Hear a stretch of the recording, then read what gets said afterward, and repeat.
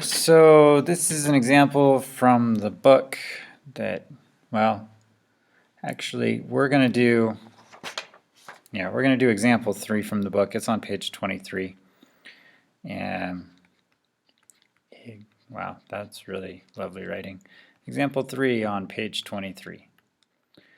And for this one, we have 4 people: Juana, who's just going to be J; Leanne, we'll just make that an L; Ryan, I think that's supposed to be Ryan, spelled interestingly; and Jackson.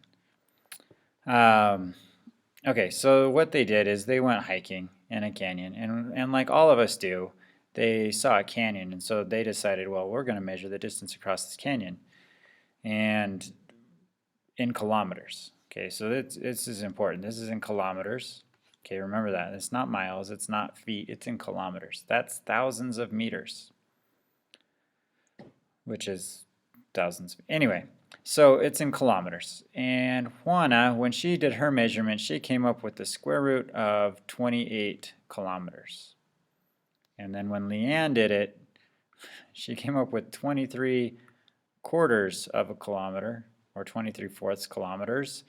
Ryan came up with 5.5 repeating kilometers.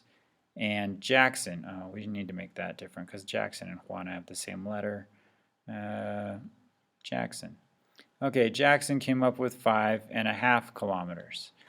And of course, then after they all did their different measurements, they compared and they wanted to say, well, who came up with the smallest one and who came up with the biggest one?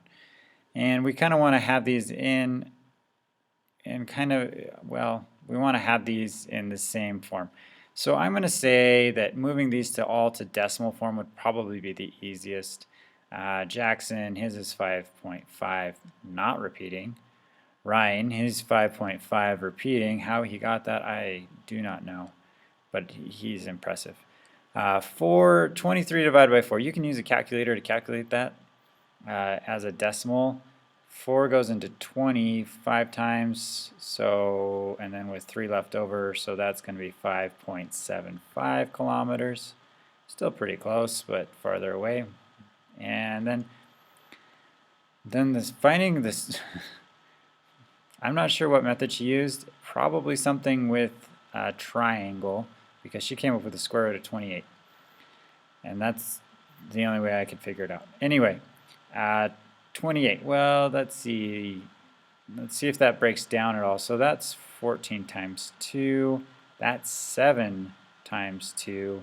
So our 2 could come out and we're left with 2 times the square root of 7. That's still not terribly helpful, right? So remember, with square roots, we have to find the perfect square on each side. We know below it is going to be 25. That's our perfect square on this side, and that's 5 squared, so 6 squared would be the next one, and that is 36. So 28 is between 25 and 36, and since we're doing square roots, that means it's between 5 and 6. 28 is somewhere between 5 and 6. Now it's 3 away from 25 and 8 away from 36. So it's going to be a bit closer to the 5. And so it's definitely not in between it's not 5.5, right? Because 5.5 would be directly between the two, and it's closer to the 25. So it's going to be less than 5.5. I would guess probably 5.4-ish. You could go ahead and put that, again, you can put that in your calculator and figure it out. You can put any of these in your calculator if you want to order them. Okay, so then after they have us do all that, and then, you know, these guys, they're all my math students that went to this canyon and came up with these distances. So of course, after they were done talking about it, they're like, well, let's put it on a graph because graphing is fun. And so they made their graph in the dirt near the canyon. And they're like, well, it's mostly in the 5 area, so we're just going to start right here. 1, 2, 3, 4, 5, 6. This is exactly what it looked like, by the way. 7. Okay, and so we're looking mostly at this between 5 and 6 area. All of them are between 5 and 6. So we're looking at it and they're like, well, the 5.4, whatever the square root of 28 is, it's close, it's probably 5.54. It's less than 5.5, we know that. And so it's going to be the first one. So then they're like, okay, so right here-ish is the square root of 28. And then they're like, well, and then the next one is 5.5, because while 5.5 and 5.5 repeating are very, very, very close, this one has more 5s after it, so it's slightly larger. So our next one is 5.5. That one's actually right in between 5 and 6, 5.5.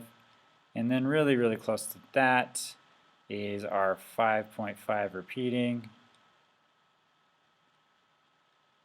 And then our last one from Leanne is 5.75. That's getting pretty close to 6.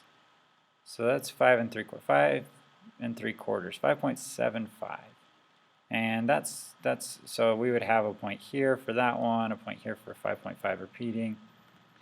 Okay, and so I know the problems that it has you do, or that I have you do on Khan Academy or in the book, it's going to ask you probably to either move points around on a number line or put them in order. And so that's why hopefully this is helpful. You just want practice because you like ordering numbers. It's fun. Better than Disney Plus.